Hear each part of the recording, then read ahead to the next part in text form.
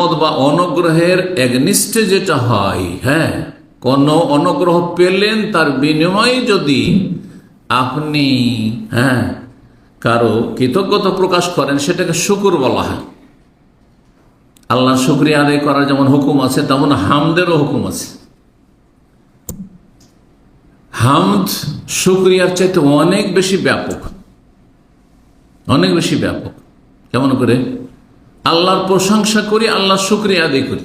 দুটো ভাষা কিন্তু আমরা বলি, আল্লাহ শুকরিয়া আদায় করছি, আর যেমন হচ্ছে আল্লাহর প্রশংসা করছি, গুণগান করছি, আলহামদুলিল্লাহ।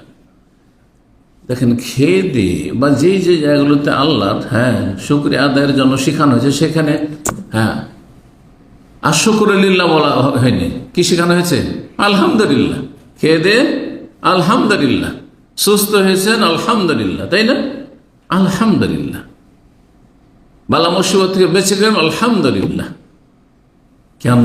কারণ হামদ আল্লাহর প্রশংসা কারো অনুগ্রহ পেলেও করা হয়, না পেলেও করা হয়, দুটোকে শামিল।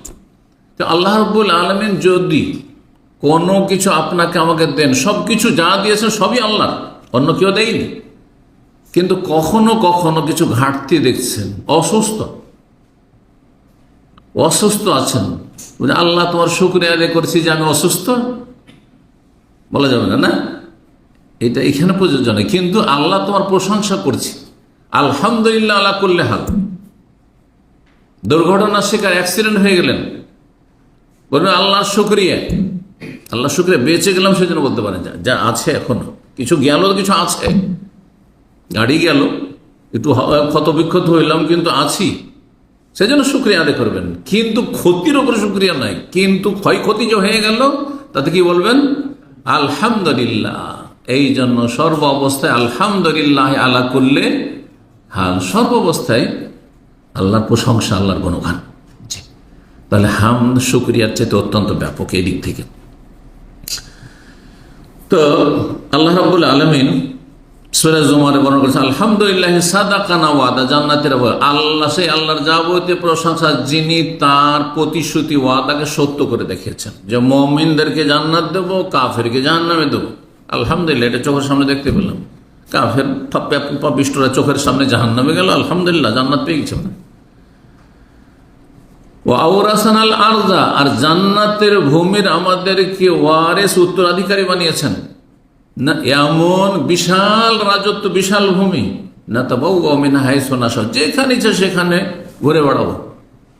দুনিয়ায় এই সুযোগ নেই, সারা পৃথিবীর ভিসা আপনার কাছে নেই। তার যে কত যে পাইতারা করতে হচ্ছে, আর কত যে তাদের শর্ত পূরণ করতে হচ্ছে, তারপর রেজেক্টেড। তাবাউওয়া মিনাল জান্নাতি হাইসু নাশা ফানি'মা আজরুল আমিলিন, যারা আমল করে এসেছে দুনিয়ায়, কর্মজগতে আমলে যখন সুযোগ ছিল তখন তাদের জন্য কতই না সুন্দর প্রতিদান, কতই না সুন্দর আজর, পুরস্কার। সূরা আরাফের 43 আলহামদুলিল্লাহ হাদানা লিহাযা, জান্নাতে যাওয়ার পরে জান্নাতের নিয়ামত দেখবে, বলবে আলহামদুলিল্লাহ হিল্লাযী হাদানা লিহাযা, আল্লাহ যে হেদায়েত করেছিলেন সেই জন্য এখানে আসতে পেরেছি।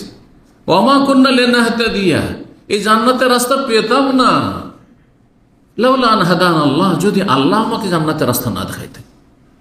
আমার পরিবারকে, আমার পরিজনকে, আমার আপনজনকে, আমার যেই ভাইয়েরা মুমিন মুসলিম যারা এসেছে এখানে, যদি আল্লাহ হিদায়াত না করতেন, রাস্তা না দেন, তাহলে কখনো পেতাম না। এবার সূরা ফাতিহা আয়াত 34 রয়েছে। এক একটি করে আয়াত যদি জান্নাতীদের সম্পর্কে বলি, অনেকগুলি আয়াত এই ক্ষেত্রে রয়েছে। আয়াত 34 আল্লাহ বলছেন, দুনিয়াতে বান্দারা সবসময় সুখে থাকে নাকি? ধার্মিক হয়ে খুব সুখে থাকে? বরং তাদের বালা মুসিবত বেশি। তাদের জন্য দুনিয়া হচ্ছে সেজন্য মুমিন, মুমিনের জন্য জেল, এটা হারাম, এটা নাজায়েজ, যেখানে যাওয়া যাবে না, এই কথা বলা যাবে না, এটা দেখা যাবে না, ঠিক না? বাধা নিষেধ মেলায়, ব্যবসা বাণিজ্য করতে গিয়ে এটা চলবে না, ওইটা চলবে না। কিন্তু হারাম খোরদের জন্য সব জায়েজ, সব জায়েজ তাদের জন্য। আচ্ছা, দুনিয়াতে কত শোক, কত দুঃখ, কত কষ্ট, কত বিপদ আপদের সম্মুখীন হচ্ছে, কত জালেমের জুলম বরদাস্ত করতে হচ্ছে, কিন্তু সেখানে যাওয়ার পরে স্বস্তি মিলবে। বলবেন আলহামদুলিল্লাহিল্লাযী আযহাবা আন্নাল হাযান, সে আল্লাহর যাবতীয় প্রশংসা, যিনি সমস্ত দুনিয়ার যে দুঃখ কষ্ট ছিল সব দূর করে দিয়েছে, আর কোনো দুঃখ কষ্ট নেই। মারা যাওয়ার পরে মুমিন বান্দার কিয়ামত শুরু হয়ে গেছে, তখন আর কোনো কষ্ট নেই। অসুস্থ ছিল, ক্যান্সার আক্রান্ত ছিল, আর খুব কষ্ট পাচ্ছিল, পারিবারিক কষ্টে ছিল, আর্থিক কষ্টে ছিল, কোনো কষ্ট নেই, সব শেষ হয়ে গেছে। আলহামদুলিল্লাহ দ্বারা কয়টি সূরা শুরু হয়েছে? সূরাতুল ফাতিহা, সূরা আনআম, আর সূরা কাহফ, সূরা সাবা, সূরা ফাতির, আর সূরা তাগাবুন। কয়টি? 6টি সূরা শেষ করেছেন।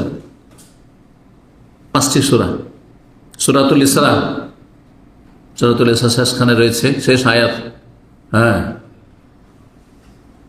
বলতে পারেন কেউ? তার আগের আয়াত থেকে বলি আমি। হ্যাঁ, কুলিদুল্লাহ আবিদুর রহমান আইয়াম্মা তাদু ফালাহুল আসমাউল হুসনা ওয়ালা তাজহার বিসসালাতিকা ওয়ালা তুখাবিত বিহা ওয়াবতাগি বাইনা যালিকা সাবিলা। তারপর আয়াত ওয়া কুলিল হামদুলিল্লাহ আল্লাযী লাম ইয়াত্তাখিয ওয়ালাদান ওয়া লাম ইয়াকুল লাহু শারীকুন ফিল মুলক ওয়া লাম ইয়াকুল লাহু ওয়ালিয়্যুম মিনাজ যুল্লি ওয়া কাব্বিরহু তাকবীরা। সুবহানাল্লাহ। সূরা নামলের শেষখানে রয়েছে, সূরা কাসাসের শেষখানে রয়েছে, সূরা সাফাতের শেষে রয়েছে সুবহান রাব্বিকা রাব্বিল ইজ্জাতি আম্মা ইয়াসিফুন ওয়া সালামুন আলাল মুরসালিন ওয়ালহামদুলিল্লাহি রাব্বিল আলামিন। আল্লাহু আকবার। সূরা জুমারের শেষখানে আলহামদুলিল্লাহিল্লাযী ওয়া কিলা আলহামদুলিল্লাহি রাব্বিল আলামিন ওয়া কুযিয়া বাইনাহুম বিল হক ওয়া কিলা আলহামদুলিল্লাহি রাব্বিল আলামিন। কোরআনে কারিমে কত জায়গায় আলহামদুলিল্লাহ আছে? 27টি জায়গায় রয়েছে, 27টি জায়গায় রয়েছে। তার মধ্যে অনেকগুলি জায়গা বললাম। দ্বিতীয় আলহামদুলিল্লাহর ফজিলত, আলহামদুলিল্লাহ বাক্যটি নেকির পাল্লাকে ভর্তি করে দিবে। সুবহানাল্লাহ, ভরপুর করে দিবে, ফুল করে দিবে। অথচ ছোট্ট আলহামদুলিল্লাহ, কয় সেকেন্ড লাগলো? 2-3 সেকেন্ড। আলহামদুলিল্লাহ আলহামদুলিল্লাহ আলহামদুলিল্লাহ আলহামদুলিল্লাহ, উচ্চারণ ঠিক করবেন কিন্তু। 1 শ্রেণীর লোকেরা সুবিধা হতে মনে করছে আমি বেশি গনে নিলাম, কোনো উচ্চারণ হয় না, এমন করে পড়ে যে উচ্চারণ আলহামদু, হ্যাঁ উচ্চারণ ঠিক করলো না সে, হ্যাঁ অর্ধেক খেয়ে নিয়ে ভিতরে রেখে অর্ধেক প্রকাশ করলো। এটা কোনো জিকির না, এটা খেলতামাশা জিকিরের সাথে।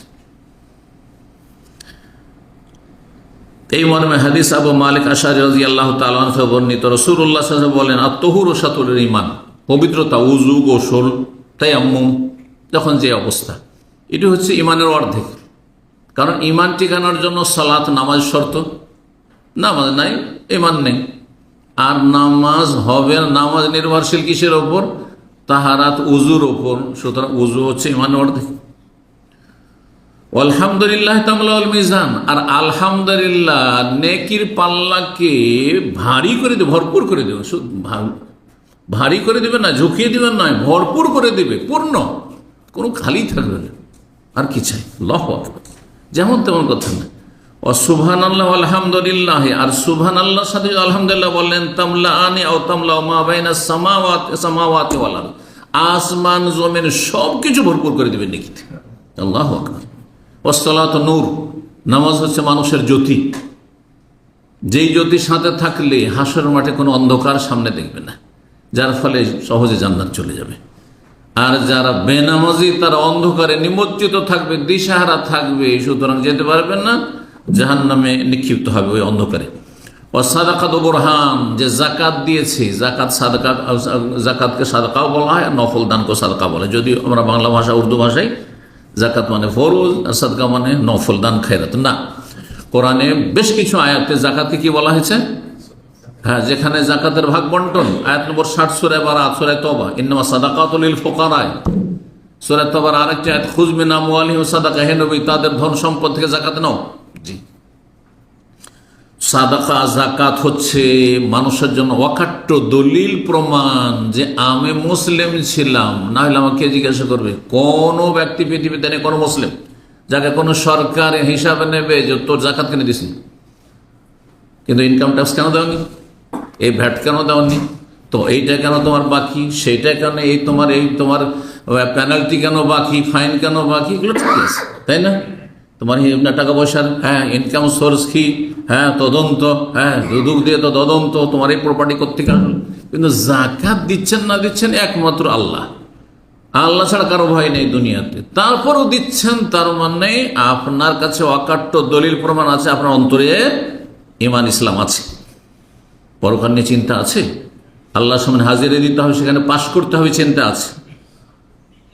জি, হাদিস সহিহ মুসলিমের 328 নম্বর হাদিস। হাদিস আরো লম্বা ছিল, সময় স্বল্পতার জন্য বাদ দিলাম। 3 নম্বর ফজিলত হচ্ছে আলহামদুলিল্লাহ। আলহামদুলিল্লাহকে নবী সাল্লাল্লাহু আলাইহি ওয়াসাল্লাম বলেছেন আফজালুদ দুয়া, সবচাইতে উৎকৃষ্ট উত্তম দোয়া, সবচাইতে ভালো দোয়া। তার মানে ধরেন আপনি রব্বে রহমহুমা কামা রব্বায়ানি সগীরা, বাপ মায়ের জন্য দোয়া করছেন, রব্বে হাবলি মিনাস সালিহিন, নেক সন্তানের জন্য দোয়া করছেন, নেক স্ত্রী নেক স্বামীর জন্য দোয়া করছেন, রব্বানা হাবলানা মিন আজওয়াজিনা ওয়া যুররিয়াতিনা কুররাতা আয়ুন, ইত্যাদি ইত্যাদি। দুনিয়া এবং আখিরাতে সার্বিক কল্যাণ চাইছেন, রব্বানা আতিনা ফিদ দুনিয়া হাসানা ওয়া ফিল আখিরাতি হাসানা। যত দোয়া রয়েছে তার মধ্যে সবচেয়ে ভালো দোয়া হচ্ছে আলহামদুলিল্লাহ, কারণ এখানে আপনার স্বার্থ নেই। কি জন্য? এই জন্য সূরা ফাতিহাতে 2 রকম দোয়া রয়েছে। আমরা যখন আকীদা পড়াই তখন সূরা ফাতিহা নিয়ে আলোচনা করি, আকীদার ক্ষেত্রে বা দোয়া নিয়ে যখন আলোচনা করি তখন সূরা ফাতিহার অপর নাম হচ্ছে সূরাতুদ দোয়া। এটা মনে রাখবেন, সূরা ফাতিহার অনেকগুলো নাম রয়েছে, প্রায় 14টার মতো নাম রয়েছে, তার বেশি। তার একটি হচ্ছে সূরাতুদ দোয়া, সূরাতুশ শিফা, সূরাতুল ওয়াকিয়া, জি, উম্মুল কিতাব, উম্মুল কোরআন, জি।